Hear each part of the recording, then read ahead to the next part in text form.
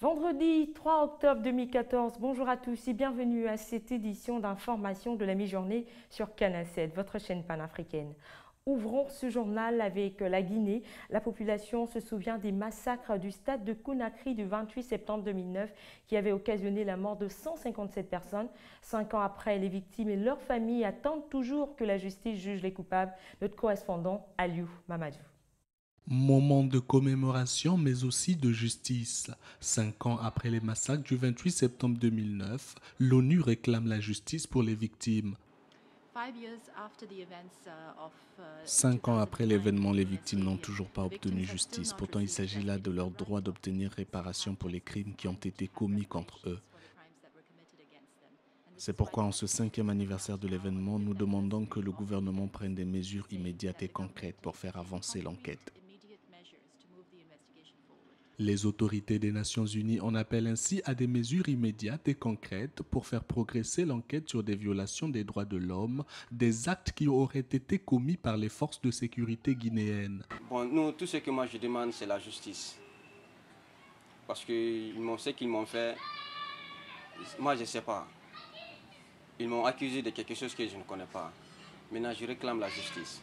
Le 28 septembre 2009, des dizaines de milliers de manifestants de l'opposition avaient été attaqués avec des gaz lacrymogènes et des balles réelles. Au moins 157 personnes sont mortes et plus de 1000 blessés. Économie, dans ce journal, les pays d'Afrique subsaharienne se retrouvent inégalement armés face à la menace d'Ebola. Le manque d'infrastructures et de personnel sanitaire de base en seraient les principales causes selon des spécialistes. Dans tous les cas, aujourd'hui, l'économie de ces pays infectés par cette pandémie est mise à mal. Images et commentaires de l'AFP. Marché déserté, activités minières perturbées, vols annulés, l'épidémie d'Ebola qui frappe l'Afrique de l'Ouest va laisser des traces durables sur l'économie des pays touchés. Au Libéria, le plus impacté par ce virus, le pays est au bord de l'explosion sociale. Nous voyons que la projection globale du PIB est passée de 5 à 2%. Et si cela continue, cela passera en négatif. Nous voyons donc un impact potentiel d'un peu plus de 350 milliards de dollars en termes d'activité économique.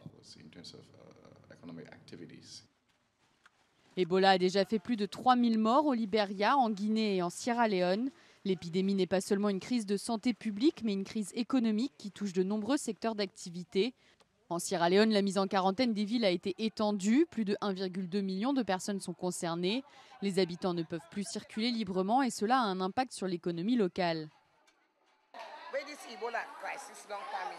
Depuis l'émergence de la crise Ebola, les gens ont peur de venir et nous vendent des produits. Et ils ont aussi peur de venir et d'acheter.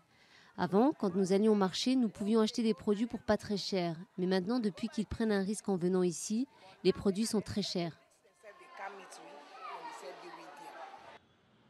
Le secteur touristique souffre aussi et les annulations de vols n'ont que renforcé le manque de vacanciers dans ces pays.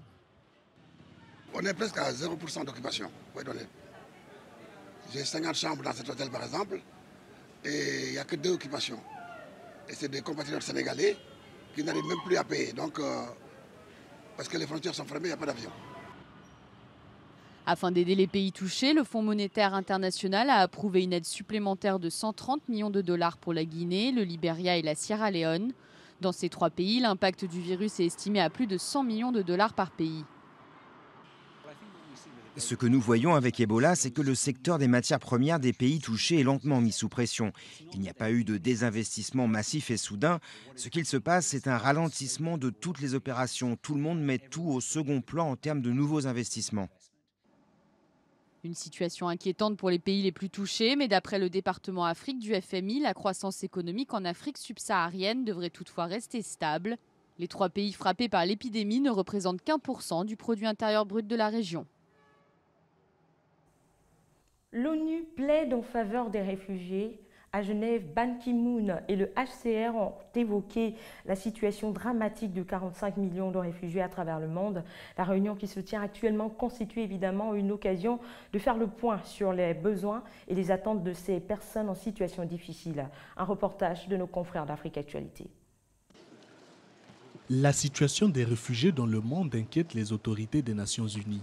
Dans une déclaration faite à l'ouverture du Conseil du Haut Commissariat pour les réfugiés, le secrétaire général de l'ONU, Ban Ki-moon, s'est dit préoccupé par la hausse du nombre des déplacés à travers le monde. Jamais dans l'histoire des Nations Unies, nous n'avons enregistré autant de réfugiés, de déplacés et de demandeurs d'asile. Jamais auparavant, les Nations Unies n'ont été invitées à apporter autant d'aide alimentaire, d'urgence et autres formes de soutien pour sauver des vies. Ban Ki-moon en appelle ainsi à plus de leadership et de ressources pour prévenir les déplacements forcés. Le monde doit faire plus pour empêcher le déplacement forcé, s'attaquer à ces causes profondes et rechercher des solutions de soutien pour les personnes touchées. Cela exige davantage de ressources et de leadership politique, mais aussi une coopération sans précédent de la communauté internationale. Selon le rapport du Haut Commissariat des Nations Unies pour les réfugiés rendu public en 2013, ils étaient plus de 45 millions à fuir leur terre en 2012, un chiffre record dont les causes restent liées à l'instabilité dans plusieurs régions du monde. La page politique de ce journal s'ouvre en Côte d'Ivoire avec la rentrée parlementaire. Les députés ont regagné l'hémicycle après 2 mois de trêve. La session ordinaire qui s'ouvre va s'efforcer de statuer sur le budget prévisionnel de 2015. La cérémonie a eu lieu en présence du Premier ministre et de Guillaume Soro, le président de cette institution. Mathias Zankam. La rentrée parlementaire s'est effectuée le mercredi 1er octobre à l'Assemblée nationale avec l'ouverture de la 2e session ordinaire au titre de l'année 2014 en présence des présidents de plusieurs institutions de la République et du Premier ministre de Côte d'Ivoire. J'ai la joie de venir travailler pour la Côte d'Ivoire. Vous saviez comment on le dit, cette session est la session budgétaire. Nous allons passer, j'allais dire pour faire fin, le budget de l'État de l'année prochaine. Guillaume Soro, dans son adresse aux députés, a, dans ses propos, remercié les efforts fournis par le gouvernement dans la prévention contre l'épidémie du virus Ebola qui endeuille la sous-région, de l'année budgétaire du gouvernement ivoirien et surtout la nécessité d'unification des partis politiques de la droite ivoirienne au pouvoir. Je m'empresse de me réjouir et de saluer d'une part les mesures de prévention nécessaires prises par le gouvernement ivoirien en vue d'éviter le risque de contamination de nos populations et d'autre part la main solidaire tendue aux pays voisins à travers la reprise du trafic aérien et l'utilisation des ports et aéroports pour accueillir les contingents américains. On a retenu l'idée forte de consensus politique qui n'est pas la négation de la démocratie. Le Parlement se prépare déjà à, en tout cas, soutenir le consensus politique comme voie de renforcement de la démocratie pour un pays qui sort des crises. Il faut noter qu'au cours de cette session, le Parlement ivoirien a accueilli une délégation de l'Assemblée nationale du Mali, conduite par son 2e vice-président, Mahamadou Thiam.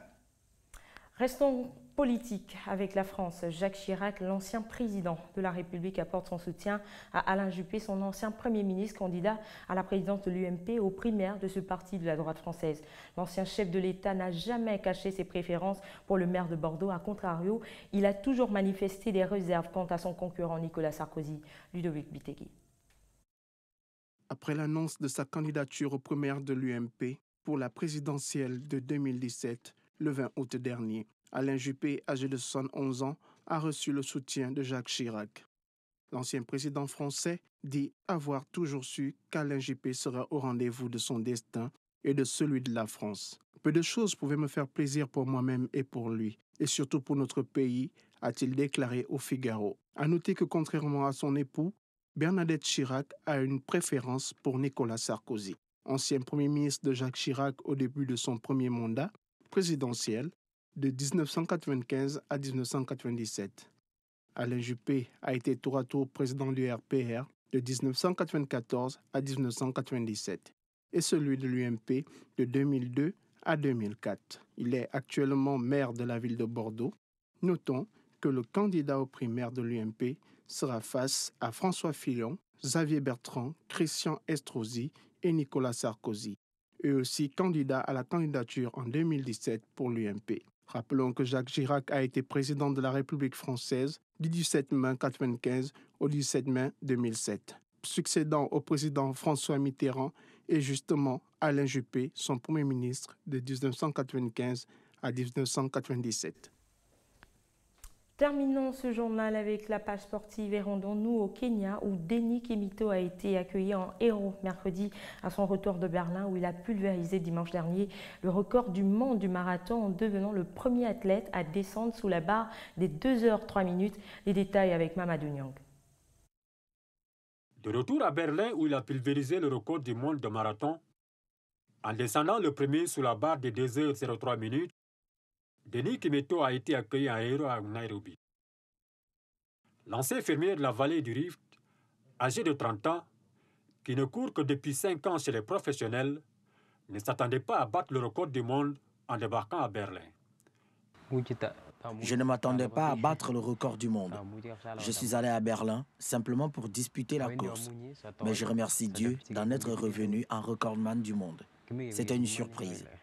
Denis Kimito a battu le record du monde de marathon de Berlin mercredi dernier en 2h, 2 minutes et 57 secondes. Voilà, c'est la fin de ce journal. Merci de nous avoir suivis. Demain 13h, Abdulaziz Maïga. Au revoir.